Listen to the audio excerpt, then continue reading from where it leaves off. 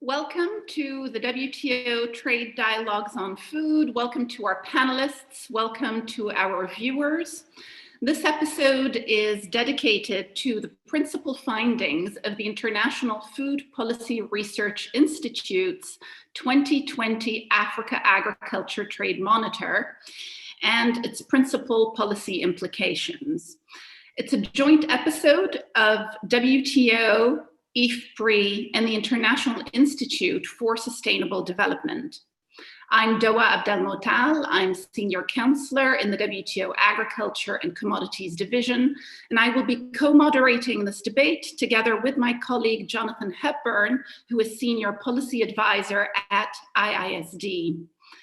In this webinar, as with all previous episodes of the Trade Dialogues, I will be putting two questions to our panelists, after which I will be taking questions from you, the viewers, at dialogues@wto.org. So please send us your questions. I'd like to begin by providing some context for today's webinar, which is entitled The Africa Agriculture Trade Monitor, What Next for the African Continent? The webinar comes at a historic time for the WTO. WTO members have just elected the organization's 7th Director General. When she takes office next Monday, Dr. Ngozi Okonjo-Iweala will become the first woman and the first African to head the WTO. So we are rightly focusing on Africa today and celebrating Africa as we do so. Turning to this webinar, this year, as viewers know, the United Nations Secretary General has convened the United Nations Food Systems Summit that will be taking place in September on the margins of the United Nations General Assembly. A summit intended to examine how we can transform our food systems, have our food systems feed a growing population in a sustainable and healthy manner. The climate crisis makes it imperative for us to revisit how we grow our food and the very nature of our diets. Clearly, the African continent is a key part of the food systems puzzle, and so is international trade in agriculture, food, in agricultural commodities, food, and feedstock. The African continent has the world's fastest growing population, with its number of residents expected to double by the year 2050 to 2.5 billion people. However, according to the FAO's State of Food Security and Nutrition report, an estimated 237 million of the world's severely food insecure people live in Africa. African agriculture is held back by a number of impediments, which I'm sure many of our speakers will be addressing today. And these include tariff and non-tariff barriers to trade, despite numerous regional trade and economic integration arrangements. Data shows that Africa's share of world agricultural exports has averaged only 4% over the last decade, while the Asia-Pacific developing region has averaged nearly 17%, and Latin America and the Caribbean 16% over the same period. It is therefore lagging behind other regional blocs. However, a very important step has been taken recently to boost African trade integration. In July 2019, Africa launched the Africa Continental Free Trade Agreement, which is the world's largest free trade area. The free trade area has just finished its first month of trading. Were the aspirations of this free trade agreement to materialize, Africa could find itself in a very different place very soon. With us today to discuss all of these issues is a very distinguished panel. So let me, without further ado, introduce this panel to you. Shahir Zaki is Associate Professor of Economics at Cairo University, and he is co-editor of the Africa Agriculture Trade Monitor 2020 that we are discussing today. Elizabeth Simidala is president of the Pan-African Farmers Organization and the Eastern Africa Farmers Federation. Halima Noor is Senior Trade Advisor at the African Union. Zalelwa Mlumbi Peter is Ambassador of South Africa to the WTO. And Didwini Kessie is Director of the WTO Agriculture and Commodities Division. Welcome, everyone. Welcome to you all, and thank you very much for taking the time to be with us today. Let me start with our first round of questions. Shahir, I would like to start with you. Can you walk us through the principal conclusions of the 2020 Africa Agriculture Trade Monitor, whilst highlighting to our viewers how the situation has changed relative to the monitors of previous years? Over to you. Thank you, Dua, so much, and thank you for this invitation. I'm very happy to be with all of you on this distinguished panel. Actually, just a very quick overview of the African Agriculture Trade Monitor of 2020. In general, the objective of this flagship report is to provide a very comprehensive data set on trade flows and trade policies for African countries in the agriculture sector. And that's why in the AATM 2020, we had we had mainly 6 chapters. One of them was trying to examine the general overview of trade flows in Africa. Then one was focusing more on informal trade, and I will come back to this later. We have every year we have a chapter that is dedicated to a specific regional economic committee. So we had in 2019 we had the COMESA. Last year we had the SADC, and this year we're working on the Maghreb Union. So in a nutshell, what are the main messages that we have in the AATM of 2020? So we have some good news and some bad news when it comes to trade and agriculture. So first, the bad news is that we have an increasing deficit in terms of traded goods. So Africa is importing more and more than it's exporting. That's one. And two, we still have a lot of non-tariff measures that are still serious impediments to Africa's exports. And especially this can, the main non-tariff measures that we highlight in the report are sanitary and phytosanitary measures, the domestic support imposed by the main producers of agricultural products in the United States or in Brazil, in China, and in the European Union. But we have also some good news, and these good news are mainly, I think, 3 good news. So the first one, we have more diversification in terms of the markets of African countries. So African exporters are diversifying their destinations, which is a good thing. Second, we're also having some diversification at the product level, meaning that we're not simply exporting the traditional cash products that we used to, and that's good news also. And there is also a slight increase in the semi-processed and processed agricultural products, because as you know, most of our products that are exported from Africa are rather unprocessed. But the good news is that we have a slight increase in semi-processed and processed goods. Then we definitely, one of the most important things also that we highlight in the AATM is the role of the African Continental Free Trade Agreement, because there is a political momentum. It's a very large and diverse trade agreement, and clearly what will the most important priorities in this regard will be to promote trade between the different regional economic communities, to formalize informal trade, and to really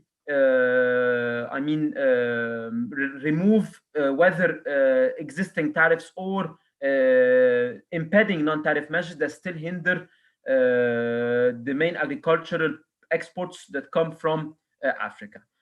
Perhaps I can stop here and then present more details with the second round of questions. Thank you very much, Shahir. So good news and bad news, as you said. The bad news is the increased trade deficit, which I guess is a debatable issue since, as the monitor itself points out, Africa needs to trade with other continents because what African countries produce is not always complementary. But there is good news as well, which is diversification in terms of export destinations, of product level, etc. So Halima, let me come to you.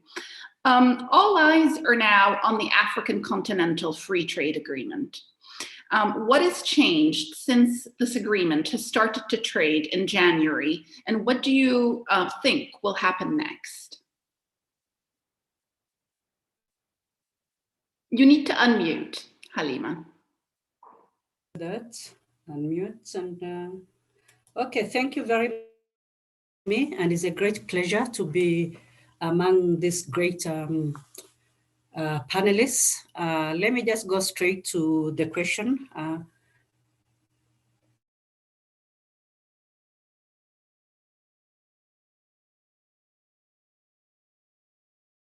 And the political momentum.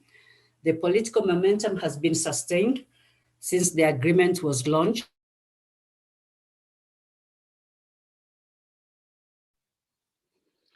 We're doing well.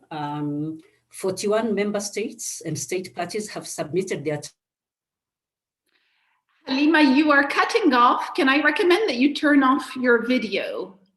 Yes, please, because I have been informed my internet. So how about now? Yes, we can hear you well. Okay, great. So I talked about the political momentum, mentioning that if you look at tariff submissions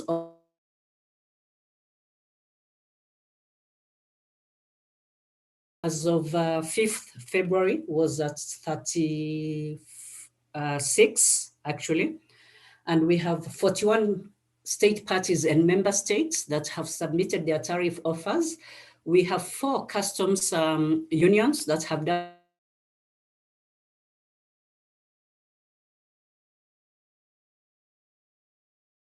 African Economic and Monetary Community and Southern African Customs Union.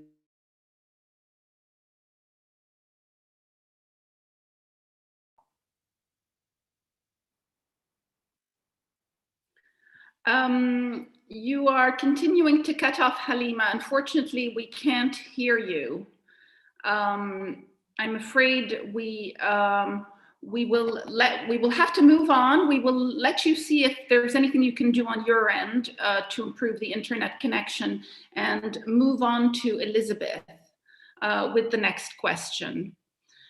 Elizabeth, multiple trade barriers and distortions stand in the way of African agriculture, whether within the continent, trade within the continent, or whether in extra-continental trade. Can you describe some of these barriers to us and the way in which African farmers have been experiencing them? Yeah, thank you very much, and I appreciate the opportunity to be part of this great panel. My signal is also a bit weak, so I will have to unmute my video so that I can be a bit clearer. So in terms of the multiple trade barriers and trade distortions affecting African agriculture trade, I think there are a number of them, and I don't know, I think it's Zaki who, no, I think it's Doa who gave the statistics of our share in terms of global market exports, which is still stagnant at 4% for the last decade. This is not by design, but it has been as a result of a number of barriers and trade distortions. When you look at a number of African countries, most of their policies are unpredictable. Let's talk of, for example, the budget policies, which are announced every year. You realize that every year, for example, different countries either reduce or increase on their budgets.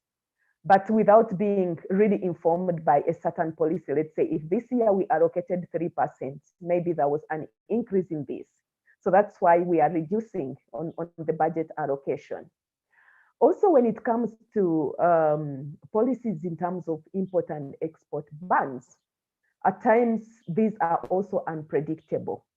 We are already in regional economic communities, and we expected a lot of trading to be happening at regional level. But this is not happening, and we are moving a step further to now open up for a one free market for Africa. But can we take stock of what has been happening at the regional level? We still have scenarios where countries wake up one morning and say, hey, you're not supposed to cross your carrots from your country, maybe to my country.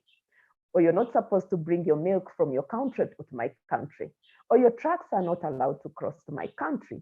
And this is happening where we are in regional economic communities. So is it going to be any different at Africa level where we are opening up for a one market? I think that is an area that we really need to look at. But also now with the COVID-19 pandemic, it really disrupted all the sectors, and agriculture trade was not spared either. Many countries imposed many policies and restrictions, which really, really distorted trade, especially across the borders. Since, for example, for every truck to cross to another country, you had to take a COVID test. And because at the beginning, some countries never had facilities because they were not prepared for this pandemic. So it really caused serious issues. A lot of perishables were lost at the borders. We saw some cases where even grain started germinating at the border centers. So again, when you look at the issue of taxation, it is really a harsh issue that needs to be critically looked into. In February, we've had multiple or double taxation, but also coupled with corruption and bribery. For example, if an investor wants to set up a factory in a certain country, you realize that you need approvals from different bodies. Could it be from the capital city authority, or maybe it's from the environment authority. You need clearance from the environment authority. You need clearance from government authority. You need clearance from police and other areas. So all of these really disrupt agriculture trade, you know, at national, but also at continental level.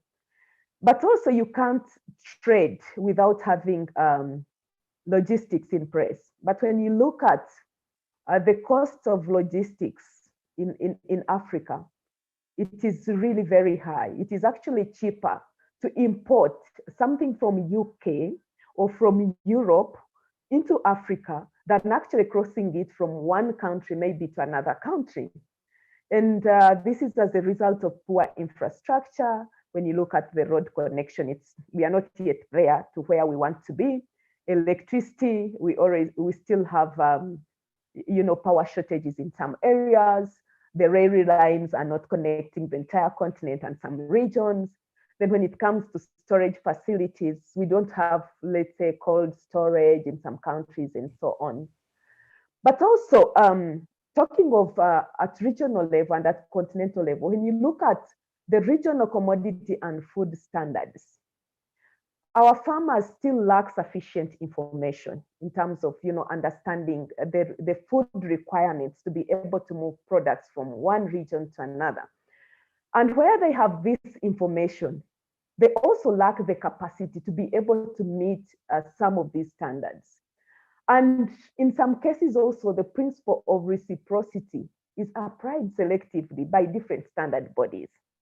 Let's say if someone is dealing with a bigger company, maybe rules and regulations are different from when someone is dealing with a farmer or someone from a smaller company. But also when you look at the documentation that is required, especially at the border points, you realize that except where we have one border post, that is usually a challenge. When it comes to applying for some, let's say, travel permits, especially when you're applying them, let's say, from capital cities. The documentation that is required is not centralized. You have to approach different offices to get different permits. As I cross this, what is the effect of all this? Because it's not about talking about these challenges and barriers and so on. How do they affect agriculture trade? So we've realized that decision on the level of investments is really greatly affected. Most of these barriers scare long-term investments, such as those that would want, let's say, to invest in Africa in the agro-processing aspect, because the rate, the pace, the corruption, the bribery, the infrastructure, all these greatly scare the would-be potential investors. Then also, it also increases the cost of making investments uncompetitive. When you look at the costs of documentation, the cross-border movement restrictions, the post-harvest, the road access, and so on, all these really upshoots, the cost of investments, and they become uncompetitive. And lastly, the predictability of the market is really affected because it increases the risks that is associated with production, the risks associated with markets, but also with logistics. And again, the risk on the loss of investments. Yes, you're investing in a country, but you're not certain at times because also of the insecurity that is happening across Africa. Thank you, and over to you for now. Thank you very much, Elizabeth.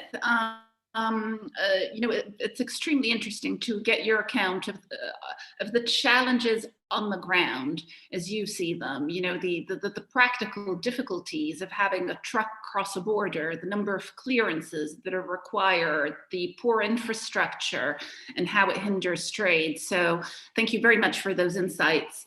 Ambassador Zolelwa, I'd like to now turn to you. What can the WTO do to help Africa boost its agricultural trade, in your view? And as our viewers know, there are agriculture negotiations that are currently ongoing in the WTO. What can they deliver, Ambassador, for Africa? Thanks very much, Doa.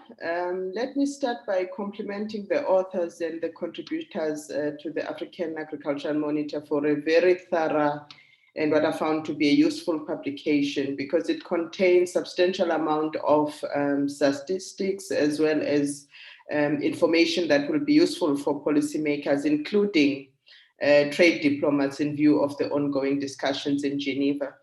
And one of the things that I found to be quite useful is the highlights that are included in the publication about what really constrains African agriculture, which is lack of competitiveness, the non-tariff measures ranging from sanitary to phytosanitary measures, conformity assessments, unfair competition, including trade distorting domestic support. And you've already indicated that agriculture and agricultural exports in Africa account for only 4.2% of global agricultural exports, which is very low by any comparison, especially if you compare ourselves to other developing regions of the world. I think all of this, therefore, confirms the approach that South Africa, as well as the Africa Group, have adopted when it comes to the WTO agricultural negotiations. Specifically, the fact that we have prioritized a substantial reduction in trade distorting domestic support is a key priority for us in the WTO negotiations. But importantly, I think we need to look at all of the measures that inhibit our ability to compete in export markets, from the fact that, firstly, we're struggling to really improve agricultural productivity. And this is quite critical when it comes to food security. And trade can play a key role in achieving food security and sustainability. However, the effectiveness of trade to Africa depends on our ability to deal with the historical imbalances, especially in the agreement on agriculture, the ability of African countries to use trade policy tools to advance the development of the agricultural sector. And if we look at how we fare, especially in terms of agricultural production, I think it becomes quite clear in terms of the import figures. From 2016 to 2018, Africa imported about 85% of its food from outside the continent, leading to an annual food import bill of $35 billion US. And this is forecast to increase further to $110 billion US by 2025.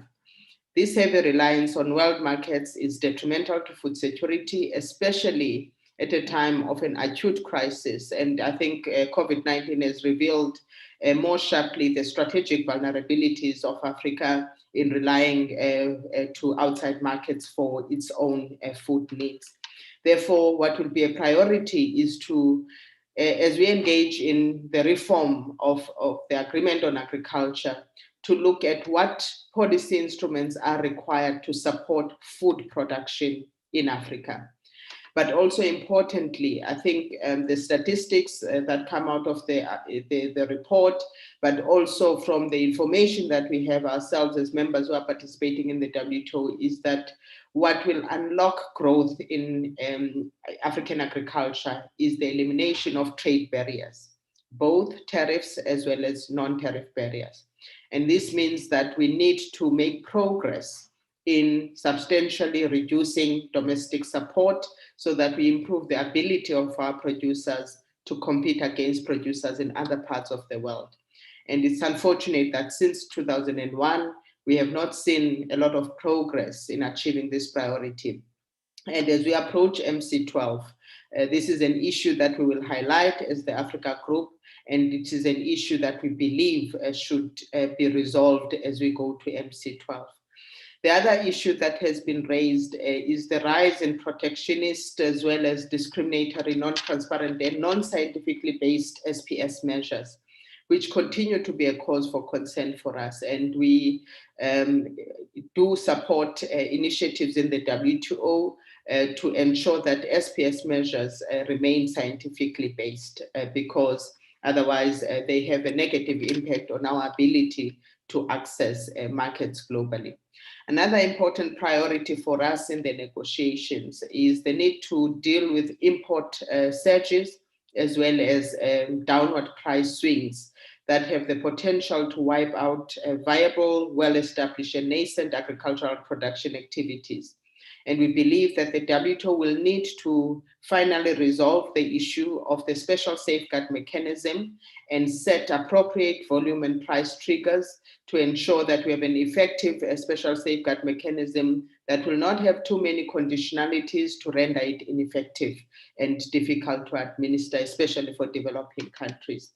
But most importantly, linked to the need to improve our own productive capacity is the need to preserve Article 6.2, which is critical to promote agriculture and rural development. And it remains an important policy tool for Africa that should be preserved in any outcome when it comes to the negotiations on agriculture. And maybe one last important issue that has also come up as a result of COVID-19, the issue of export restrictions. In this regard, I think it will be important to note that through Article 11 of GATT, members have agreed in principle to not apply export bans or restrictions. However, members are allowed to apply temporary restrictions to safeguard products such as food. And the WTO Agreement on Agriculture also requires countries to give due consideration to the food security needs of others while considering temporary export restrictions when it comes to food. Our view is that it is very important that members observe these commitments as they provide the requisite balance when it comes to trade rules. Thank you very much, Dr.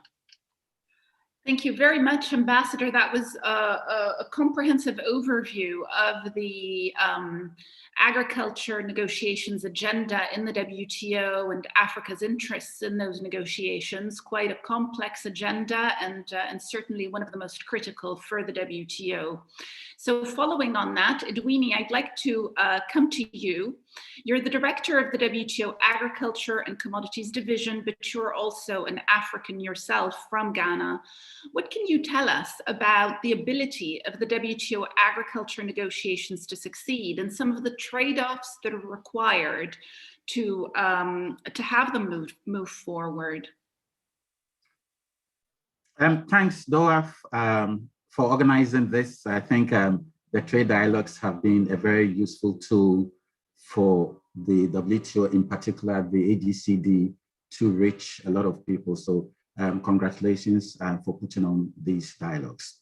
Let me express my thanks to IFPRI for the Africa Agriculture Trade Monitor of 2020, and also welcome this joint trade dialogue with IFPRI and IISD. I think collaborating together, I think the WTO really attaches a lot of importance to strengthening its partnerships with relevant organizations such as our two co-conveners, IISD and IFPRI, so that we can collectively share our experiences, which can enable us to assist WTO members in their quest to reform WTO rules underpinning agricultural trade. Previous speakers have set out the main findings of the Africa Agricultural Trade Monitor 2020 and the importance of agricultural trade for Africa. I think we just heard from Lumbi Pires about how trade is indispensable in contributing to the food security of countries. We have also heard about the many trade barriers, and here again too, I think the tariff and non-tariff barriers inhibit the enhancement of productivity on the African continent. So it's vital that this is addressed. And I think Elizabeth made a catalog of all of these, some of these barriers which inhibit Africa from realizing its potential in the agricultural sector. Hopefully, the AFCTA would be in a position to address some of these problems. Turning to the WTO negotiations, I think it is very clear that WTO members attach a lot of importance to agriculture, although the share of agriculture in world merchandise trade is between 8 to 9%. But clearly in the WTO, we normally say that if we do not get an outcome on agriculture, then it will be very difficult to get outcomes in other areas. So I think that underscores the importance that WTO members attach to the agricultural sector. And Africa has been very, very active in these negotiations, considering the importance of the sector as a source of livelihood and foreign exchange for many African countries. We have heard the views of Ambassador Lumbi Peters on how important these negotiations are for the African continent. The Africa Group is very active in the negotiations, and I think that underscores the importance attached to the sector in general by African countries. Africa Group has about 44 members, and it is, of course, whilst the Africa Group is quite a big and diverse group, as evident from the number of RECs on the continent, it is also true that they have managed to build consensus on a key number of issues. Africa has offensive and defensive interests in the ongoing negotiations. Among some of its offensive positions include, and I think the ambassador of South Africa underscored it, priority is given to disciplining trade distorting domestic support. By some estimates, the entitlements of countries are growing very fast, and it could be around $1 trillion. So clearly, if we do not, or the members do not succeed in disciplining trade distorting domestic support, competitiveness will not, or competitiveness will be decided by the size of pockets of governments rather than the competitiveness of farmers. So it's very important that WTO members address this issue, and African countries have been very forceful in their demand that we need to address this issue as a matter of priority. On the defensive side, I think we heard from an ambassador of South Africa. The African group has been very forceful in its demand for a safeguard, a special safeguard mechanism to help the continent or African countries to deal with import surges. And as well, a key issue for African countries is the issue of public stock holding. African countries have been at the forefront demanding that we need to have a permanent solution by MC12. As you may be aware, there was a mandate for a permanent solution to have been found in Buenos Aires in 2017, but unfortunately, that deadline was missed. So African countries have been very forceful in their demand that we need to reach a permanent solution. And obviously, I think the food shortages or the proliferation of export restrictions as a result of COVID has actually, made their demand quite pressing that a solution has to be found. African countries have also been very active in the negotiations on cotton. Sub-Saharan Africa, as we all know, is one of the largest cotton producers worldwide. In fact, the cotton sector is so much important to Africa, given the sheer number of people dependent on the crop and its contribution as a source of foreign exchange for many African countries, particularly in West Africa. The cotton 4 countries have been urging an improvement in market access. They have been demanding duty-free, quota-free, and they have also been demanding substantial reduction of trade distorting cotton support, and also the elimination of cotton export subsidies, where some progress has been made. A combination of offensive and defensive position is common to all WTO members and regional groupings as far as WTO negotiations are concerned. And clearly, for progress to be made and for positive outcomes to be achieved, it is necessary for there to be trade-offs. Bearing in mind that trade is not a zero-sum game, all countries have to contribute. If we need, obviously, I think the negotiations have been ongoing over 20 years, and we still haven't reached an agreement. And the key to unlocking progress is, the realization, or countries should all realize that the success will depend on each country, each regional grouping making a contribution. So I think members are very much aware of the importance, and I do hope that countries would engage constructively.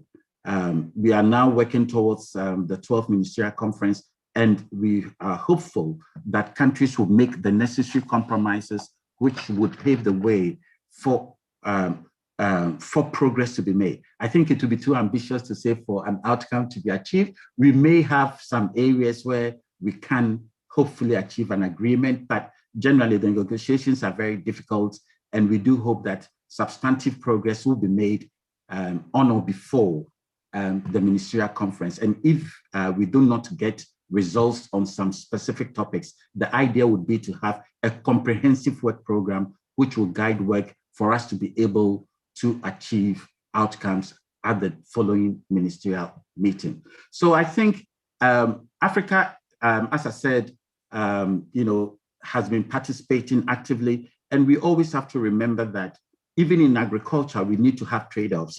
Some countries may want something in market access, others in domestic support. So a trade-off between these two, as we all know, in 2015, we reached agreement on export competition. And so the two main areas are market access and domestic support. And finding the right balance between these two would also help unlock progress. Having said that, though, there is also balance with other areas of the negotiations. Some countries may have interest in trading services or industrial products. So we cannot basically say that everything depends on agriculture. There are other areas which are also quite important. And I think members do realize that. I think with the pandemic and the slow growth of the world economy, I think countries realize the important contribution which can be made by trade. If we have to achieve robust economic growth and have recovery, put the global economy on the path of sustainable growth and development, then trade has an important role to play. So hopefully members would make the necessary compromises which will pave the way for us, for the global economy to rebound, and for all countries, in particular for Africa, to also build its economy. Africa's share in world trade is quite low, and I think African countries realize the role that trade can play. If you take other areas in Asia and Latin America, we have seen how trade has helped them to propel their economies. And clearly, I think the African countries are also looking forward to using trade as an engine of economic growth and also to achieve sustainable development. So though I think I'll just stop here. Thank you very much. Thank you very much, Edwini.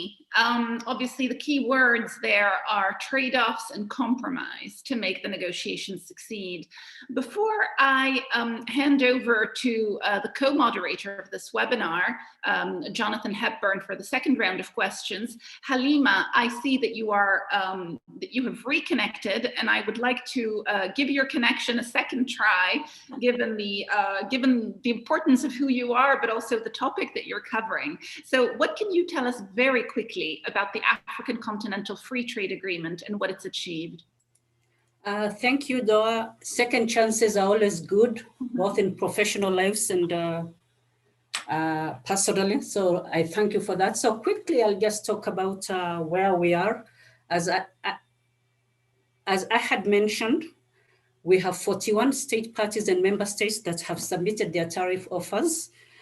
34 countries that have submitted their initial offers in respect of trading services.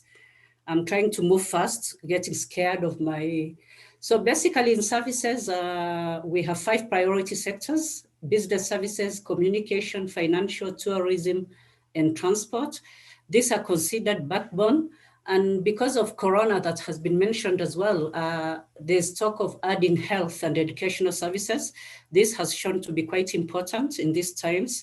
So far what has been done in 2021, basically the subcommittees have been committees on agriculture, we've been talking of agriculture, on trading goods and committee on trading services, and their subcommittees have been activated. Some will be activated this month. We are continuing with the negotiations on rules of origin, which is of interest, of course, to agriculture. So to date, the agreed rules of origin cover about 82.7%. The areas of interest actually where probably African countries would have commercial interest would be sugar, dairy, automotive, textiles. These have not been agreed on. And we need to complete the manual on rules of origin. This is actually for interpretive purposes. If I give an example, for example, Nigeria imports wheat from US, so it would be quite good, for example, if other African countries would take advantage of this market. But of course, then there would be the question of the value that, for example, the US would be allowed to export into African markets.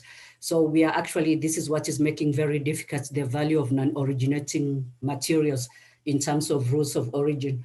So basically in the negotiations, for example, on trading goods, in the beginning, draft 0, we had actually a chapter on agriculture, but the rest of, but negotiators said no, Africa is interested in diversifying, in upscaling. So agriculture would not, though agriculture is very important, as has been mentioned, but also NAMA, non-agricultural actually, industrial products are also quite important. So the protocol on trading goods didn't differentiate between agricultural products and non-agricultural products. So we are also discussing regulations on special economic zones.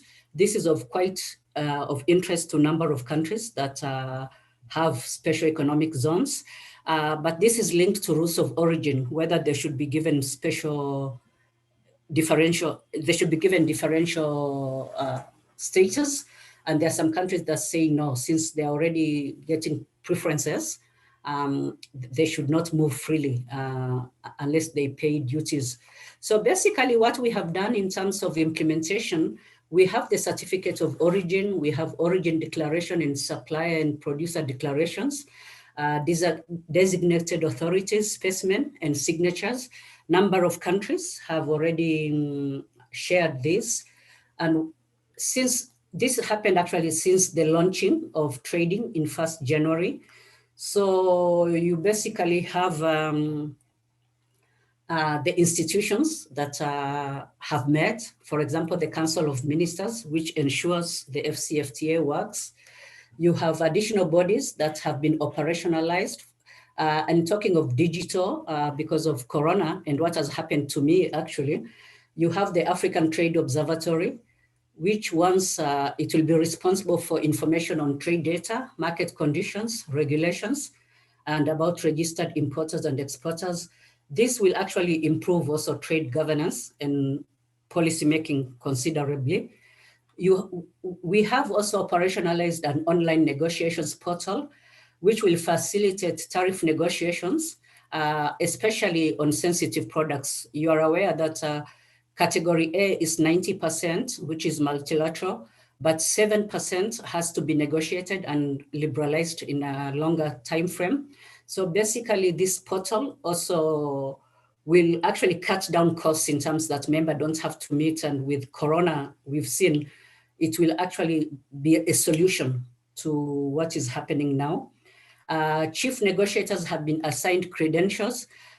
The difference between African Trade Observatory is open to everybody, but the online negotiations portal is only,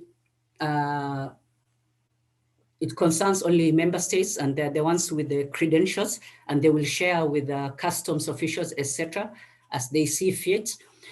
There was quite a, I think, yes, I heard about the non-tariff barriers. I know we'll discuss this later, but let me mention also there's an FCFTA online mechanism for reporting, monitoring, and elimination of non-tariff barriers.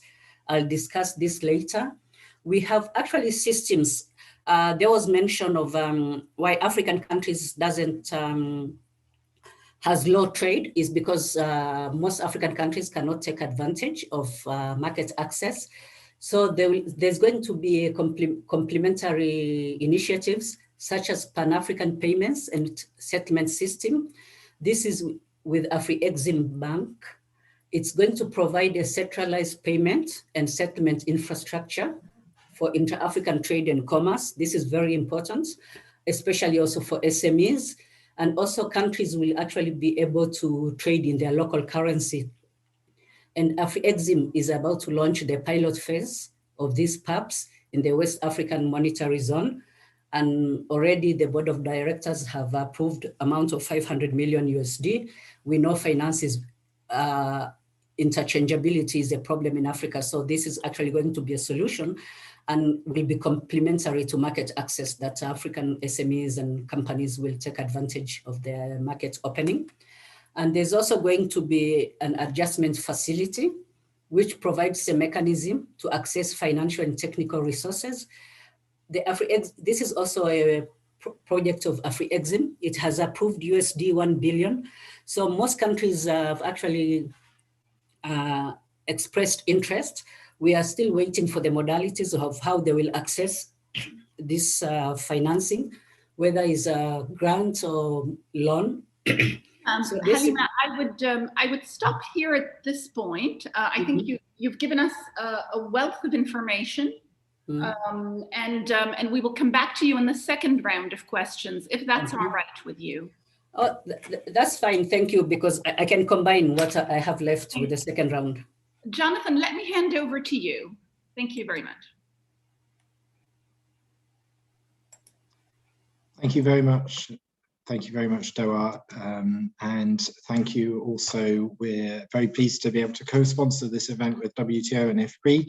I think we've got a great panel of speakers. We've had a great first round of questions.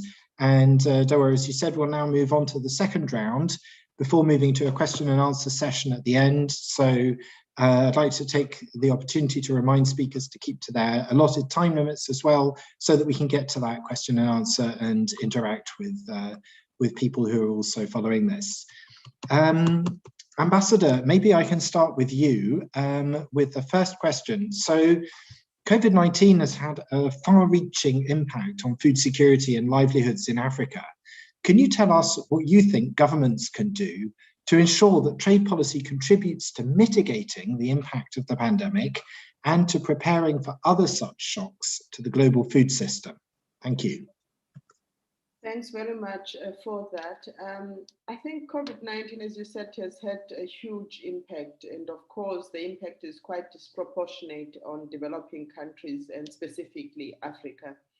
And Africa's food system is more vulnerable than any other region as a result of the COVID-19 pandemic due to a number of food crises, such as natural disasters, climate change, and in some circumstances, even the issues related to pests. These crises have therefore weakened African countries' coping capacities. And several African countries end up relying on primary commodities for exports, and others rely on food imports in order to promote food security. Therefore, across the continent, social protection and safety net programs are relatively weak. And I think as we are looking at a road to MC12, it's important for African governments to reflect what should be the agenda that the WTO advances in this regard. And I think collectively as Africa, we need to advance a food security and livelihoods agenda in the WTO as a response to COVID-19. And the package can include, as already referred to by Edwini, a permanent solution on public stock holding, a substantial reduction in domestic support, cotton from a livelihood perspective, as well as the safeguard, special safeguard mechanism. And also, I think the reliance on unprocessed commodities, as I said in the previous session, is a strategic vulnerability for the continent that must be resolved. And in agriculture, this is visible in products such as cocoa, coffee, tobacco, cotton, and tea. But there's a positive development in that in some of these products, we are now starting to see that these products feature in the list of major exports in a more processed form. And this is a promising development. However, I think diversification and moving up the value chain will require investments, and the governments have a role to play in ensuring that the investment climate is conducive so as to attract investment in the processing of these primary products so that, as I said, we can move up the value chain. Also important, and I think it's also coming out quite clearly in the Africa Agriculture Trade Monitor, is the low level of intra-Africa trade. And Halima has also spoken about the importance of the launch and the implementation of the AFCFTA. And what is clear to us is that, yes, tariffs are one of the impediments, and we have seen how the contribution can be when it comes to removal of tariffs, including non-tariff barriers, as well as trade facilitative measures when it comes to intra-regional trade. In the case of SADC, for example, the EAC and ECOWAS, the major difference that the removal of tariffs as well as non-tariff barriers has made is quite visible, because we've seen growth in intra-regional trade as a result. Therefore, the implementation of the AFCFTA is a major development for Africa. And Halima has also indicated that it's really an ambitious program that aims to reduce 90% of all tariffs to zero within the first 10 years.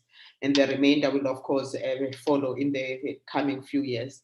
So I would say the role of governments must be to commit to the full implementation of the AFCFTA, because it will provide a further stimulus to agricultural exports, especially in value-added products as well as livestock products.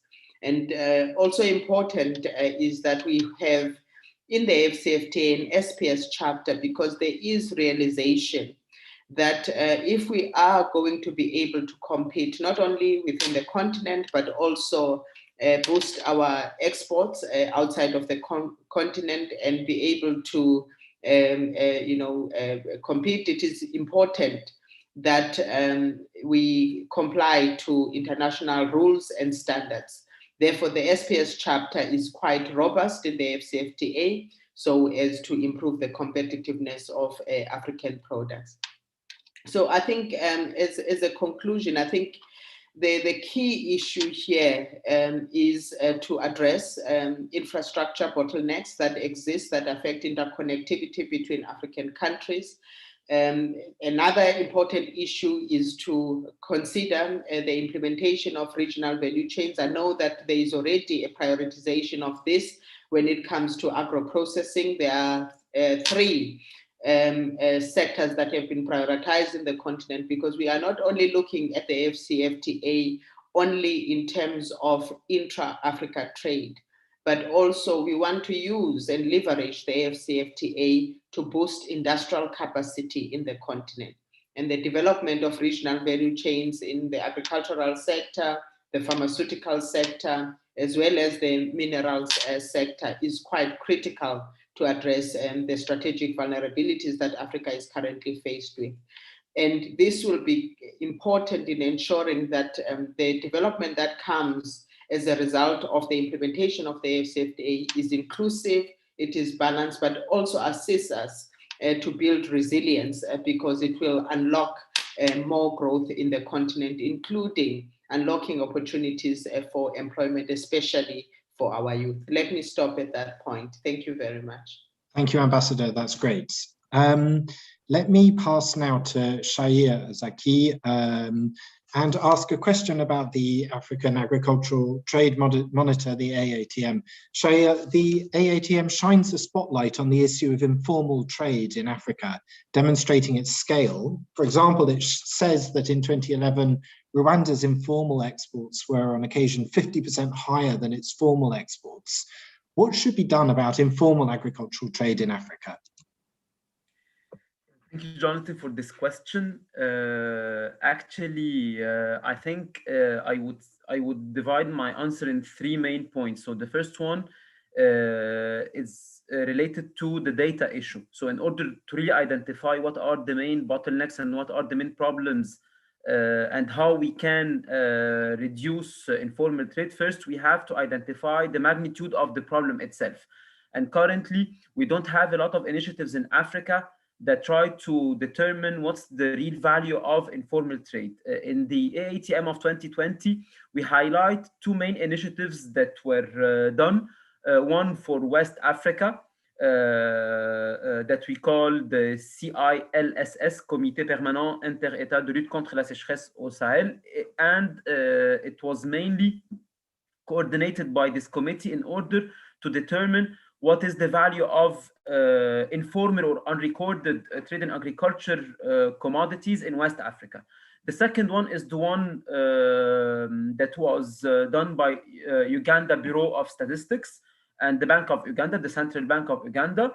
And it tries to also assess the share of informal trade in agriculture and industrial commodities between Uganda and its neighboring countries.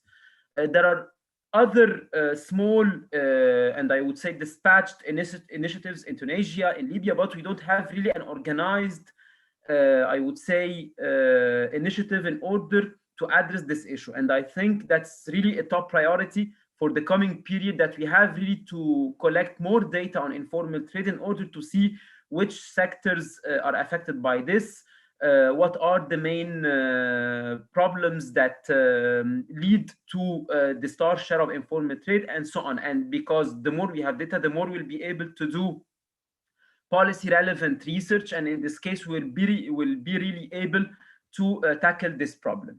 So that's one. The second thing that we have to do in order to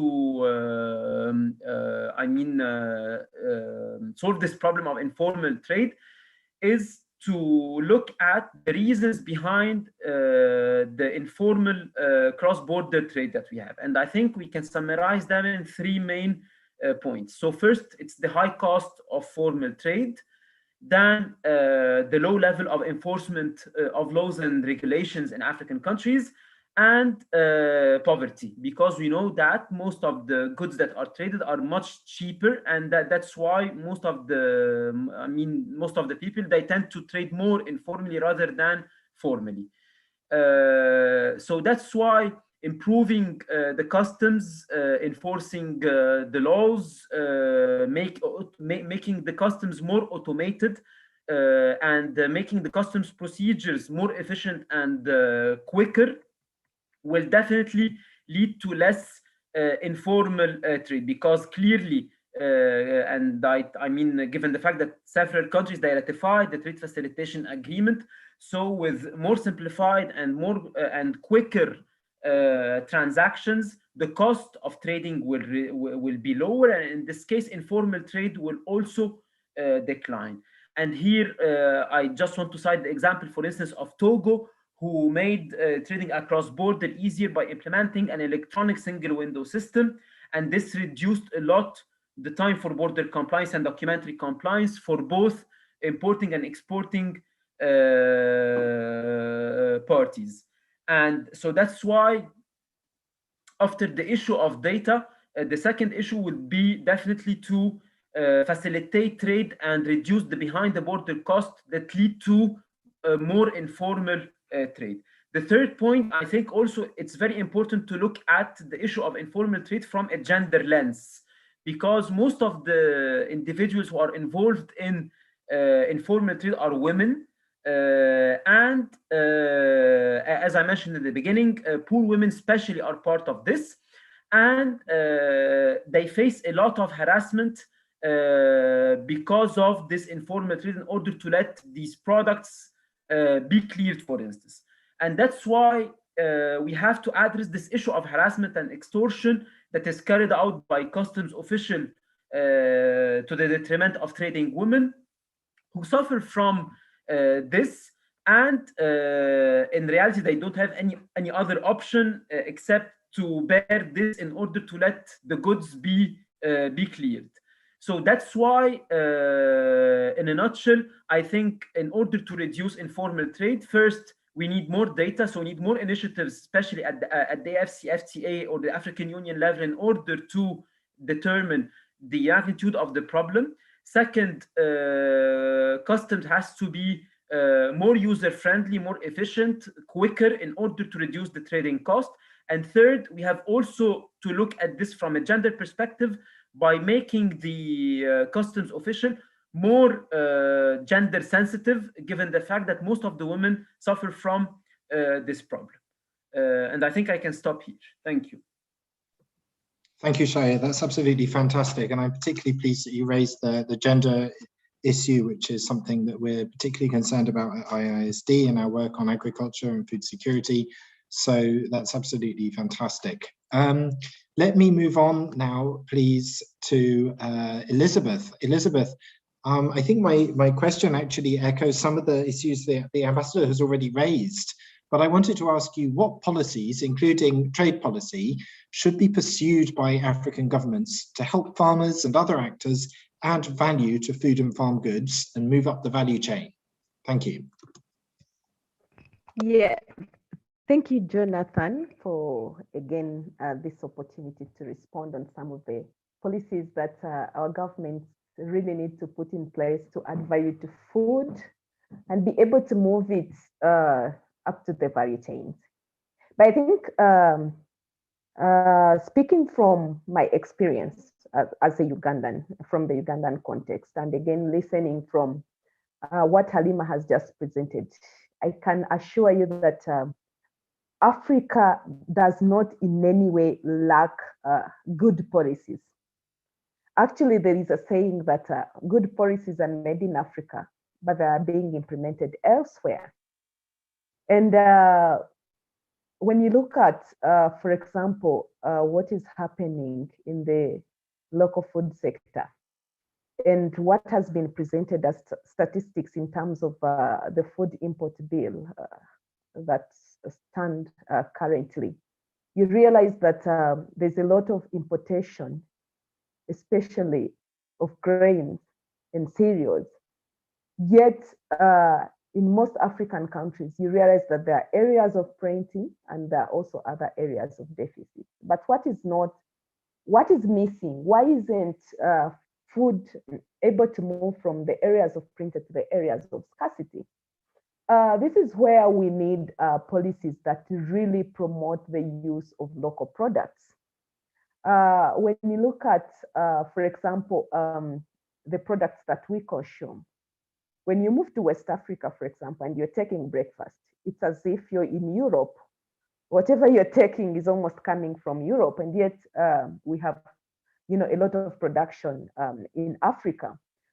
Why can't we, for example, replace wheat where we are unable to produce it with, let's say, cassava flour and sweet potato flour to make bread? even beyond the food sector, I think we've seen this happen, the promotion of the local products. It has happened in other sectors. In Ghana, for example, as we speak now, most schools are putting on local fabric. In Kenya recently, when Uhuru launched the local made shirts, right now, I think fashion has really changed. Majority of the Kenyans are now, having a new fashion of flowery shirts. So why can't also this happen in the food sector? I think this is why we need really policies that promote the use of local products, not only the products, but also the ingredients.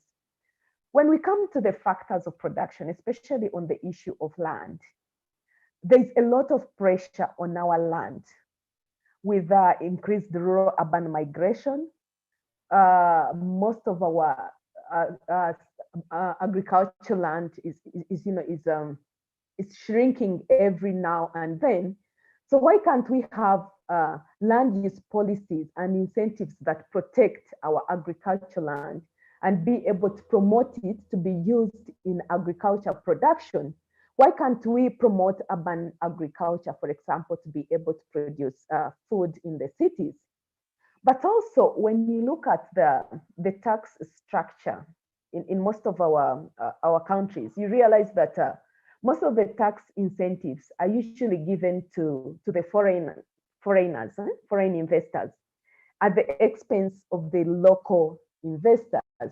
And this is why most of our small and medium enterprises don't live to celebrate their second birthdays. Majority of them are formed, if you take statistics on the numbers of SMEs that are formed, and those that collapse before celebrating the first and second birthdays, you will get shocked. And why? Because the tax incentives, for example, don't favor the local value addition. Today you start, before your product is even on the market, you realize that the standards body is coming for you. You realize that the licensing body is coming for you. You realize that the landlord needs, tenancy fees. So, and yet you've not gained the capacity to be able maybe to address some of those challenges. So why can't we have initiatives, that allow moratoriums? Why can't we have tax relief? Why can't we have import duty relief?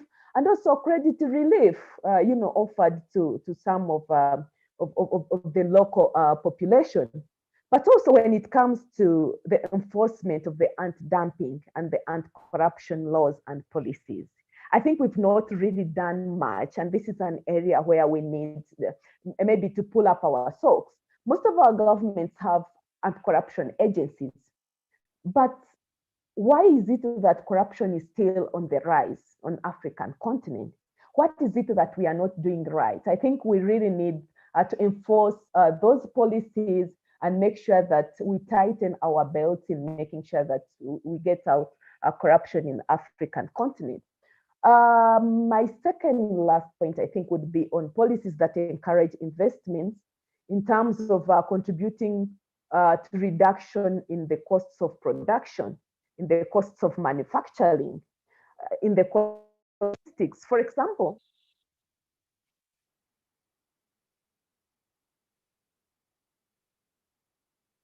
I'm sorry, I had a disruptive call, but I hope I'm back.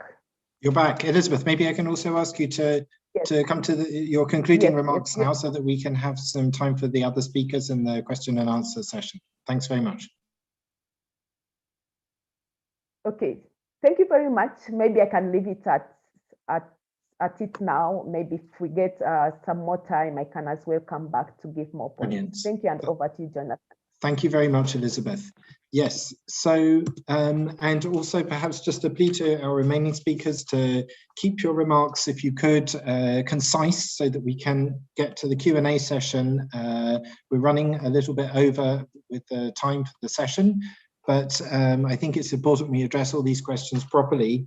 Halima, so one of the questions we wanted to ask you was about non-tariff barriers to trade. So this is one of the big issues that producers and consumers in Africa face. What do you expect will be the impact of the AFCFTA in this area? Thank you very much, Jonathan. Let me just stop my video out of fear. I'll quickly actually say that I agree with what all the other speakers have said. And Elizabeth, it's not a lack of policy, I agree, it's implementation, but FCFTA is a framework agreement that is supposed to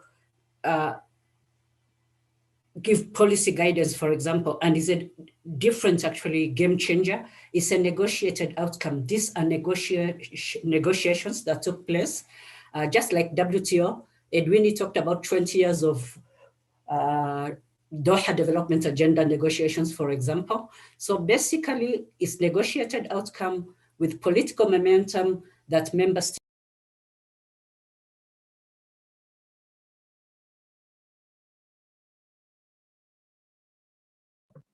Halima, we've lost you.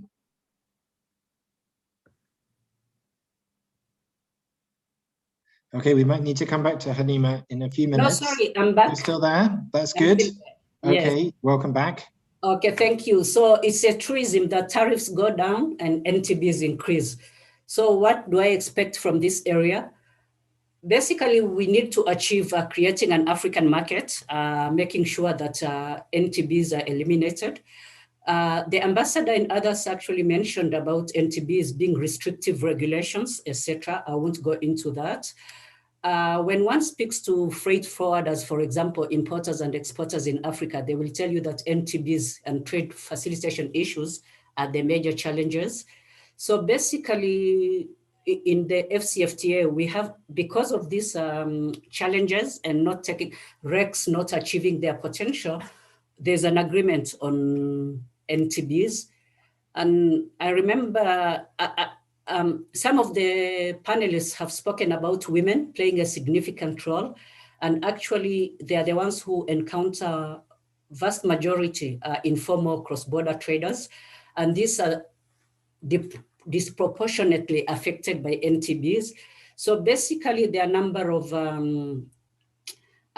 regimes that have been put in place. For example, like COMESA and others, there's a simplified trade regime to facilitate small-scale traders. And also there's plans to negotiate a protocol on women in trade under the FCFTA. So I hope this will answer some of those questions. Basically, UNCTAD estimates that NTBs in Africa are at least 3 times more restrictive, and we lose 20 billion in GDP. So basically, the NTB Annex is a response to this and mandates the establishment of a mechanism for identification, categorization, and elimination. There's a portal, tradebarriers.africa, HTTPS, etc., trade barriers. So this is an online tool. The private sector actually can directly report trade obstacles. They can also use SMS, so phones, and the NTB complaints are directly sent to formally nominated government officials called national focal points, who monitor and eliminate the barriers. This actually online mechanism is an appendix that implements the FCFTA protocol on trade on goods and the annex on non-tariff barriers. So as I mentioned, it's actually quite, it sort of answers the challenges that have been raised. For example, it's open to the private sector. Any company, including medium and small size companies, can register and report. The tool is fully operational, open to everybody, including manufacturers, etc. It's real-time data exchange for regional tools in the RECs, and actually it builds on the RECs. So basically, if, for example, a Tanzanian in Kenya, there's a lorry driver is on the Tanzanian side and encounters an NTB, sends an SMS to the focal points in Tanzania, and this issue is solved within the EAC. So there's that, what do you call it? What was that European Union? Well, before going actually escalating to continental level, you start at regional level. For example, if it is a Nigerian and a Kenyan, they will use the FCFTA online mechanism. But if you are within the same region, then you use the REC facility. And the REC facility actually is combined with, works with the Continental facility. sort of bringing in different expertise. So basically, I think I'll stop here, but maybe I could go back to talk about the gaps that I hadn't mentioned.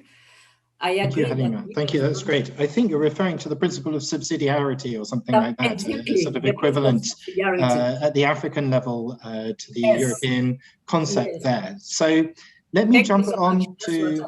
Yes. Right. Thank you. So I'm conscious that we've got only a little time left, and I did want to come to Edwini, if we could do so, before moving to our Q&A session. Edwini, many regions, including Africa, are currently pursuing closer regional integration through bilateral and regional trading arrangements. Can you tell us what these arrangements mean for the future of the multilateral trading system? Thank you. Thanks, Jonathan. As we all know, the key principle or the overarching principle of the WTO is the non-discrimination principle, which basically provides that, like products from different countries have to be treated equally. However, the WTO also permits countries to form bilateral and regional trade agreements, mainly free trade areas and custom unions. Now, clearly, these depart from the non-discrimination principle. So it is an exception to the very basic principle of the WTO. However, there is the belief that regional trade agreements can complement the multilateral trading system under certain conditions. And the WTO agreement, Article 24 for trading goods, Article 5 for trading services, basically, Article 24 in particular, since we are talking mostly about goods, Article 24 provides that one of the main conditions is that any trade agreement must cover substantially all the trade between the parties. Although substantially all the trade is not defined, the ballpark figure is that at least 80% of the volume of trade between the parties will have to be liberalized. And there is a second condition, the second condition being that overall, the duties and other regulations of commerce imposed by the parties to a regional trade agreement shouldn't be higher or more restrictive. Now, there is a proliferation of bilateral and regional trade agreements. And I think the question that you pose is whether they do pose, you would say, a threat to the multilateral trading system.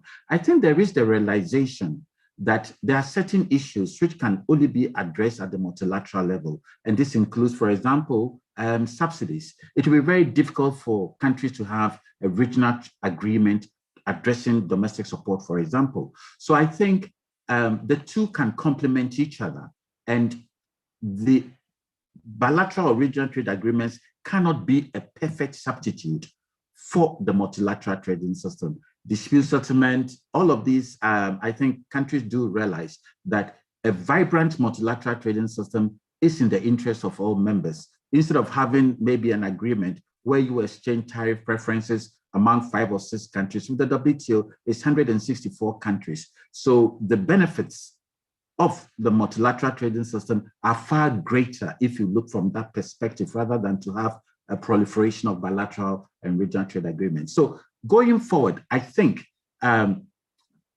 members do realize, and it is important for the WTO to revitalize its negotiating function. If the WTO does not do that, then obviously countries will focus more on regional and bilateral trade agreements. But I think countries do realize that even if they do pursue regional trade agreements, they also need to invest the necessary political capital in the multilateral trading system. We know that in Africa, intra-regional trade is between 15 to 20%. 80% of Africa's exports go outside of the continent. So a vibrant multilateral trading system is also in the interest of African countries. I think because of time, I'll just stop here. Thanks, Jonathan. Thank you, Edwini. That's absolutely brilliant. I'd like to give the floor back to Doa, my co-moderator, for the final round on the Q&A. Thanks. Thank you very much, Jonathan, and thank you to our panelists for this excellent second round. We have an avalanche of questions from viewers. At the same time, we had always known that two of our panelists would have to leave us. Ambassador Zalewa has had to leave us because of a trade negotiations committee that is taking place at the WTO today, and she has had to she's making an intervention at that meeting as we speak. And I believe that Elizabeth has another commitment now too.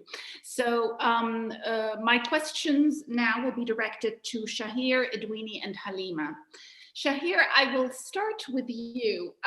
We have received the same question, basically, from a number of different missions in Geneva, which I would like you to try and respond to. Several missions are saying that the trade monitor does not sufficiently address the agricultural subsidies of developing countries. And I won't name, for reasons of sensitivity, the specific countries that they've pointed to. But can you give us a response to that? Second, in terms of the Agricultural Trade Monitor of 2021, what issues would you put on the radar screen for Africa, a viewer is asking? So I'll hand over to you for a very quick response, please. Sure. Thank you, Dua. So basically, actually, the problem of agriculture subsidies is really, I mean, a policy priority for all countries. And actually, we tackled this partially. Last year in the ATM of 2020 in Chapter 4, where we were focusing mainly on the domestic support, and we're trying to compare the domestic support provided by advanced economies like EU and the United States versus emerging ones like China, India, and Brazil. And we're mainly focusing on the products of interest for the value chains that we are studying in this chapter, which are mainly cereals, sugar, and vegetable oils. And basically, in most of the cases, especially for India, we saw that several products were benefiting from the domestic support in the de minimis, threshold. But the main products that were exceeding the de minimis threshold were mainly rice, and the other support was mainly provided either in the Green Box framework or the development programs framework. But I agree that more effort is needed in order to thoroughly study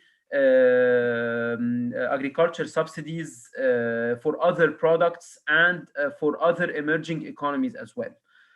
For the AATM of 2021, so we're currently working on it. And I think one of the most important things that we'll have to study in this, in the ATM of this year, is the effect of COVID on agriculture trade in Africa. And we're trying to run some simulations in order to see what is the effect of that on African economies. Second, as I said in the beginning, every year we have we study regional economic communities. So this year we're focusing on the Maghreb Union in order to see what are the bottlenecks that hinder the integration of these countries despite several efforts of liberalization at both the regional, the bilateral, and the multilateral level. A third point, I think, also that we're trying to focus on is what we call the defensive value chains of Africa. So last year we studied 3 value chains, as I said, cereals, sugar, and vegetable oils. This year we're focusing on beef, poultry, and dairy products. So that's mainly the focus of ATM 2021, and I hope, in a few months, we'll be presenting this in the next trade dialogue. Thank you. Thank you very much, and we do look forward to having you once again on the trade dialogues. Edwini, let me come to you. 3 questions that I will put to you, and if you could try to answer them very briefly. The first one is by a viewer who is saying the World Food Programme has just won the Nobel Peace Prize.